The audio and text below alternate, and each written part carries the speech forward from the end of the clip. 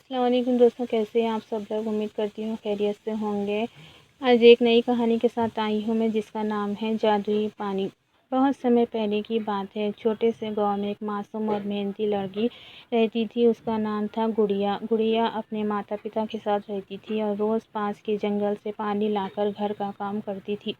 लेकिन गांव में कई दिनों से बारिश नहीं हुई थी और कुएं तालाब सब सूखने लगे थे।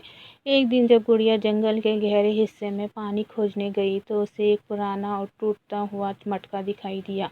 मटके से हल्की नीली रोशनी निकल रही थी। जैसे ही गुड़िया ने उस मटके को उठाया, उसमें से एक जादुई आवाज़ आई, ए नेक दिल बच्ची, तुमने मुझे छुड़ाया है। मैं हूँ पानी की रानी। ये मटका अब कभी खाली नहीं होगा, पर ध्यान रखना, इसका पानी केवल अच्छे कामों के लिए ही इस्तेमाल करना।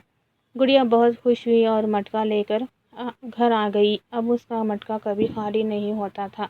वे रोज़ गांव के बूढ़े बच्चों और जानवरों को पानी देती। गांव के लोग खुशहाल हो गए, पर गांव की लालची मुखिया को जब ये बात पता चली तो उसने वो मटका चुराने की योजना बनाई। एक रात वो चुपचाप गुड़िया के घर आई और मटका चुरा लिया।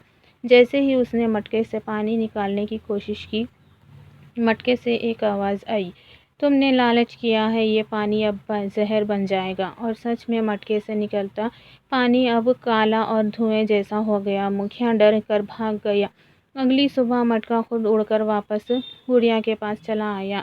पानी की रानी फिर प्रकट हुई और कहा, इस दुनिया में सच्चे और अच्छे दिल वालों को ही जादू मिलता है। तुम जैसी बच्चियां ही धरती की असली रक्षक हो। उस दिन के बाद से गांव में कभी पानी की कमी नहीं हुई और गुड़िया सबकी प्यारी बन गई।